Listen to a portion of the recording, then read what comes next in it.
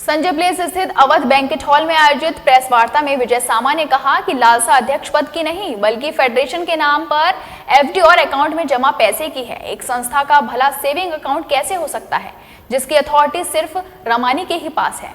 26 जुलाई को निर्विरोध चुने गए आगरा शू फैक्टर्स फेडरेशन के नवनिर्वाचित अध्यक्ष विजय सामा ने अपने विरोध में उठ रहे विरोध के स्वरों का साक्ष्य और प्रमाणों के साथ जवाब देते हुए कहा कि जो व्यक्ति जूता कारोबारी ही नहीं है वह 10 वर्ष तक फेडरेशन के अध्यक्ष पद पर कैसे रहा।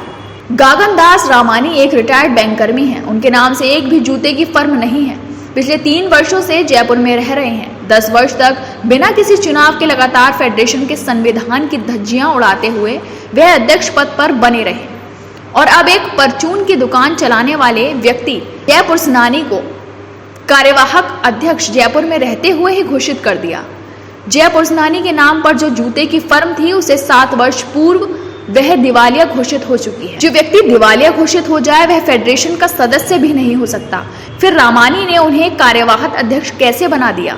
संजय प्लेस स्थित अवध बैंकेट हॉल में आयोजित प्रेस वार्ता में विजय सामा ने कहा कि लालसा अध्यक्ष पद की नहीं बल्कि फेडरेशन के नाम पर एफडी और अकाउंट में जमा पैसे की है।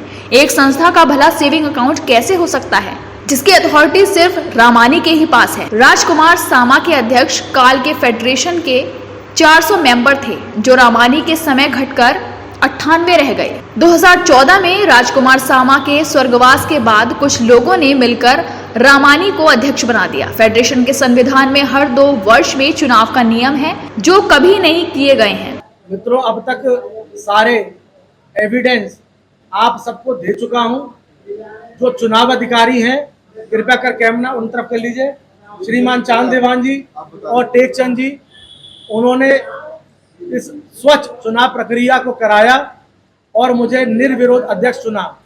और इसके अलावा अगर मित्रों कोई चाहता है तो उस पूरे कार्यक्रम की वीडियो रिकॉर्डिंग मेरे पास है। वो जब जो व्यक्ति चाहे मैं उसको उपलब्ध करा सकता हूं। और जो संविधान के दायरे में हुआ, संविधान की कॉपी भी मैंने मित्रों आपको दे दी है। 2009 से मैं सदस्य हूं, वो कॉपी भी आपको दे दी है।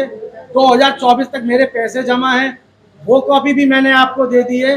और साथ के साथ स्वर्गीय राजकुमार सामा जी जिस पद के लिए चुनाव लड़ते थे उस फर्म का मैं विजय सामा प्रोपराइटर था, जिसके प्रतिनिधि के रूप में वो चुनाव लड़ते थे।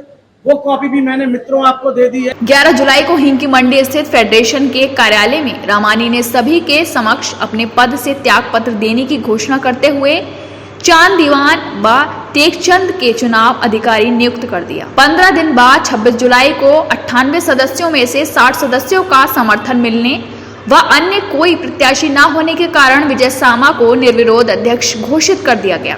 इस पूरी प्रक्रिया की वीडियो रिकॉर्डिंग है। इस मौके पर 16 मार्केट के पदाधिकारी मौजूद थे, जिसमें यश गांधी, वासु मूलचंदानी, अजय महाजन, जांच दीवान, टेकचंद, घनश्याम होरा, विजय सोनू, सचदेवा, नारायण चंचल आदि मौजूद थे। ये तो वो ही बता सकते हैं कि वो मेरे पर विरोध कर रहे हैं या प्रक्रिया पे।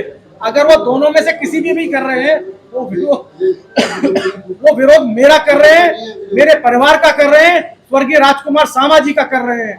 जिस व्यक्ति को सामा जी ने शहर के अंदर नाम दिया, पहचान दी, आज वो व्यक्ति उस परिवार के खिलाफ, उसकी समाज के खिलाफ, उनके लोगों के खिलाफ विरोध कर रहे हैं। आज 16 मार्केटों के समर्थन पत्र मेरे साथ है जो कि संलग्न है।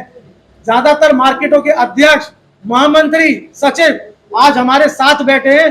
ये इसी बात का प्रमाण देते हैं कि सारी प्रक्रिया सही थी, सही है और सही ही रहेगी। प्रेस वार्ता में मौजूद फेडरेशन के कर्मचारी वेद प्रकाश ने बताया कि 27 जुलाई को रामानी ने उनसे चेक बुक मांगी, परंतु वेद प्रकाश ने चेक बुक अध्यक्ष के पास होने की बात कही।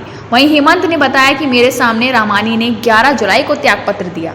कहा कि यह फेडरेशन कार्यालय में यह मेरी आखिरी दिन है, इसके बाद जयपुर में ही मुलाकात होगी।